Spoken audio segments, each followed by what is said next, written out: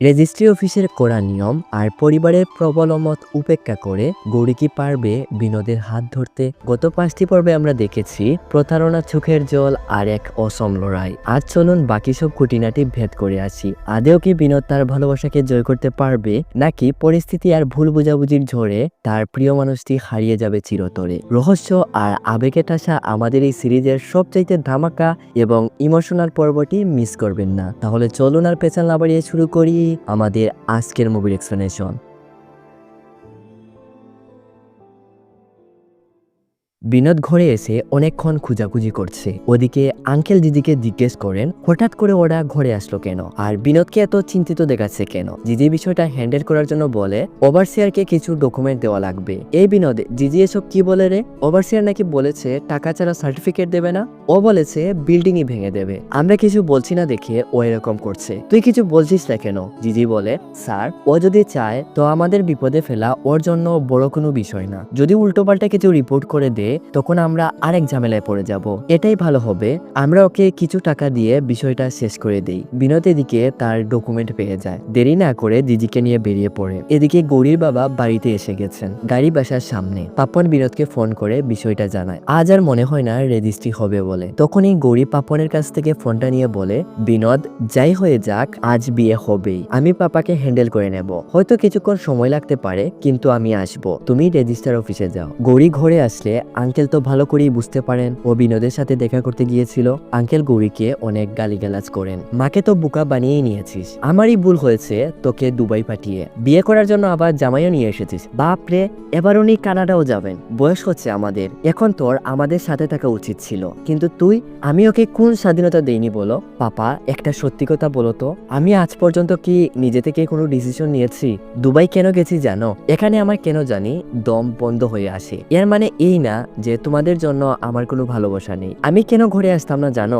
ভয় লাগতো যদি নিজেকে হারিয়ে ফেলি। আমার কোনো একটা কথা তোমরা গুরুত্ব দাও না। এই ঘরে আমার পছন্দ অপছন্দ কোনো কিছুরই মূল্য নেই। সবকিছুতেই তোমার পারমিশন নিতে হয়। যেখানে নিজের প্রায়োরিটি থাকে না, এটাকে স্বাধীনতা বলে না পাপা। মা, আমি যাচ্ছি বিনোদের কাছে। পাপা, জানি না এই ঘরে আমাকে আর ঢুকতে দেবেন কিনা, কিন্তু আমি যাচ্ছি। গৌরী তার ড্রেস চেঞ্জ করে সব জরুরি ডকুমেন্ট নিয়ে বেরিয়ে পড়ে। আঙ্কেলের চোখে জল। আন্টিও মনমরা হয়ে বসে আছেন, কিন্তু গৌরীকে কেউই বাধা দেন না।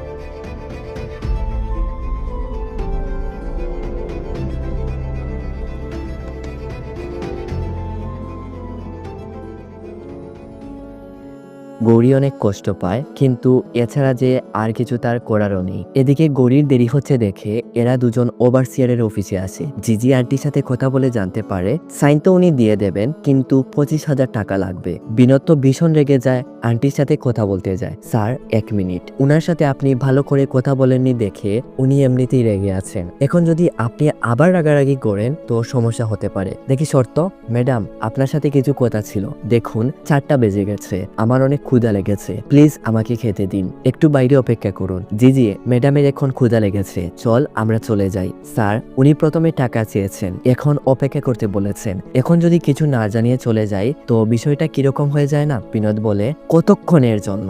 আপনি ওনাকে খাওয়ার জন্য তো সময় দিন। এদিকে পাপন গৌরীকে নিয়ে রেজিস্টার অফিস বসে আছে, বারবার কল করছে। অনেকক্ষণ সময় এভাবে চলে যায়। এদিকে জিজি এটা লক্ষ্য করে আন্টি খাওয়া দাওয়া শেষ করে ইচ্ছে করে দেরি করছে, ফোনে রিল দেখছে, কিন্তু তাদের ডাকছে না। বিনোদ তখন তার ফোনটা ভিডিও রেকর্ডিং এ ফেলে পকেটে রাখে। স্যার, ভেতরে গিয়ে কোনো উল্টোপাল্টা কিছু করবেন না। ম্যাডাম, খাওয়া যদি শেষ হয়ে থাকে তো আসবো কি? বিনোদ পুরো চেঞ্জ হয়ে যায়। এমন এমন ভাবভঙ্গি করে কথা বলছিল, ওর মতো যেন সহজ সরল মানুষ এই পৃথিবীতেই নেই। উনার সব ভেতরের কথা বের করিয়ে নিয়ে আসে। কত টাকা, কিসের জন্য উনি তার কাছ থেকে টাকা নিচ্ছেন। সবকিছু রেকর্ড হয়ে গেলে বিনোদ বলে ভিডিওটা ভালোই রেকর্ড হয়েছে রে দিজি, ফুল এইচডিতে। এটা তো আমরা যে কাউকে পাঠাতে পারি, পুলিশকে, যে কোনো ডিপার্টমেন্টকে, আর মিডিয়াকে দিলে তো জমে যাবে। এটা কি জিজি? চিন্তা করবেন না ম্যাডাম, আপনার যখন সময় হবে রিপোর্টে একটা সাইন করে দেবেন, আমি এসে নিয়ে যাব।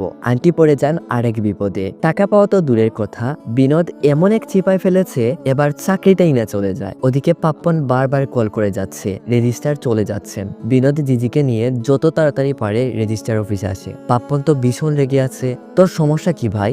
1 ঘন্টা ধরে আমরা তোর জন্য অপেক্ষা করছি। আরে ভাই ট্রাফিকে ফেসে গিয়েছিলাম। আরে চলো চলো, দেরি হয়ে যাচ্ছে। পাপ্পন বলে 5টা বেজে গেছে। লিসি উনাকে রিকোয়েস্ট করতে গেছে, মনে হয় না আজ আর রেজিস্টার হবে বলে। এদিকে গৌরী অসহায়ের মতো বসে আছে।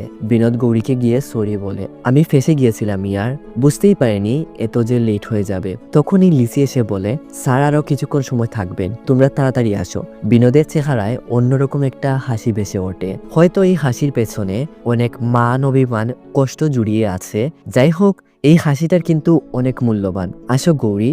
কিন্তু গৌরী আসে না। তুমি আমাকে এখানে রেখে কোথায় চলে গিয়েছিলে বিনোদ? বিনোদ বলে, তোমার দেরি হবে ভেবে ওভারসিয়ারের অফিস রাস্তার মধ্যেই ছিল, এর জন্য দিদিকে নিয়ে ওখানে চলে গিয়েছিলাম। আজ না গেলে সমস্যা হতো। আচ্ছা তাহলে তোমার ঘরে সবকিছুই ঠিক হয়ে গেছে, এর জন্য আমি সত্যিই খুশি। বিনোদ, তোমাকে বিশ্বাস করে আমার মা বাবাকে ছেড়ে এখানে এসেছিলাম। জানি না আর কখনো তাদের কাছে ফেরত যেতে পারবো কিনা। আমি আজ এটা বুঝে গেছি, ওভারসিয়ার আর ঘরের কাজের পর লাস্টে যে নামটা আসে ওটাই আমি। তোমার উপর ভরসা করে আমি এখানে এসেছিলাম, কিন্তু তুমি এলেই না। আমরা বিয়ে করার প্ল্যান করলাম, কানাডা যাওয়ার জন্য রেডি ছিলাম। ঘরে এত কিছু সহ্য করেছি শুধু তোমার জন্য। কিন্তু বিনোদ, তুমি করেছোটা কি? বিনোদ অনেকক্ষণ ধরে গৌরীর বকবক শুনে যাচ্ছে। যদিও ওর এখানে 100% ভুল, এটা আমিও বুঝতে পারছি, কিন্তু গৌরীরও বিনোদের এই পরিস্থিতিটা বোঝা উচিত ছিল। যাই হোক, বিনোদ রেগে মেগে বলে, আমার জন্য তোমার আর কিছুই করতে হবে না, যা করেছো যথেষ্ট। আর এমনিতেও আমরা আর কানাডা যেতে পারবো না, তোমার গয়না ওই টাকাগুলো দিয়েই ফেরত এনেছিলাম। গৌরী বলে, আমি আর এসব সহ্য করতে পারছি না, অনেক হয়েছে। বিনোদ বলে, তার মানে তুমি কানাডা যাওয়ার জন্যই আমাকে বিয়ে করতে চেয়েছিলে? দুজনেই একজন আরেকজনের উপর মান অভিমান করে বিয়ে তো দূরের কথা, সম্পর্কটাই ভেঙে দেয়। সিন শিফট হয় রেজিস্টার অফিস। বিনোদ জিজি রেজিস্টার পেপারে সাইন করছে, আর এদিকে আমরা দেখি পাপ্পন আর লিসি বিয়েটা করে নিচ্ছে। মানে বিনোদ আর জিজি সাক্ষী হিসেবে সাইন করছে। পাপ্পন ওর মাকে কল করে জানালে আন্টি তো অজ্ঞান হয়ে যান। জানেনই তো আন্টি কুণ্ডুলি নিয়ে খুবই অ্যাগ্রেসিভ ছিলেন। কুণ্ডুলি তো গুল্লি মারেন। পাপ্পন খ্রিস্টান মেয়েকেই বিয়ে করে ফেললো। উনার ছেলেও যে কখনো এরকম করবে এটা উনি মেনে নিতে পারছিলেন না। পাপ্পনের বিয়েটাও ধুমধাম করে হয়। লিসিকে সবাই টানাটানি করে নাচার জন্য। শেষ পর্যন্ত এটাই দেখার বাকি ছিল।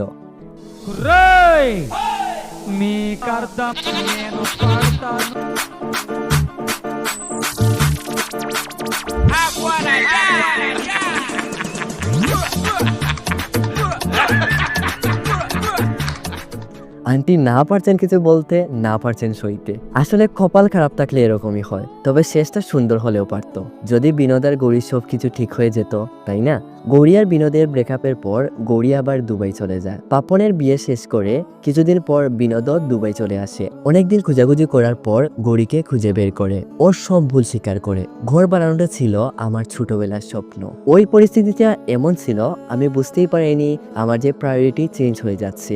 এরকম মনে হয়েছিল তুমি তো আমার পাশে আছোই। এখন আমি বুঝতে পারছি আমি আসলে তোমার কোনো কেয়ারই করিনি। ওই দিন ওভারসিয়ারের সাথে দেখা করা আমার মোটেও ঠিক হয়নি। আমার তখন তোমার সাথে থাকা উচিত ছিল।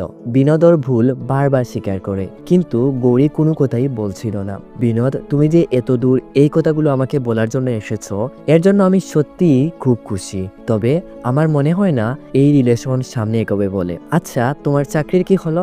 বিনোদ বলে, কেরল থেকে কিছু জব অফার এসেছে, কিন্তু ওগুলো করার জন্য আমি মোটেও ইন্টারেস্ট না। ও হ্যাঁ, দুবাই থেকে ভালো একটা জবের অফার এসেছে। ভাবলাম ওখানে যাওয়ার আগে তোমার অপিনিয়নটা জেনে নেই। গৌরী কোনো কথাই বলছিল না। গৌরী, আমাদের মধ্যে এসব সমস্যা হওয়ার আগে আমরা কিন্তু দুজন অনেক ভালো বন্ধু ছিলাম। ওই দিনগুলোর কথা আমার খুব মনে পড়ে। রিলেশনের কথা না হয় বাদই দিলাম, আমরা কি পারি না আগের মতো বন্ধু হয়ে থাকতে? গৌরী প্লিজ। গৌরী অনেকক্ষণ চিন্তা করে একটা মুচকি হাসি দেয়। আর এখানেই শেষ হয়ে যায় আমাদের এই সিরিজের মোট 6টা এপিসোডের এক্সপ্লেনেশন। তো আজকের মতো এখানেই বিদায় নিচ্ছি। তো আপনাদের কাছে এই 6টা এক্সপ্লেনেশন কেমন লাগলো অবশ্যই কমেন্ট করে জানাবেন। আর চ্যানেলে নতুন হয়ে থাকলে সাবস্ক্রাইব করে পাশে থাকবেন। তো দেখা হচ্ছে নতুন কোনো ভিডিওর সাথে। ততক্ষণ পর্যন্ত নিজেদের খেয়াল রাখবেন, সুস্থ থাকবেন। ধন্যবাদ।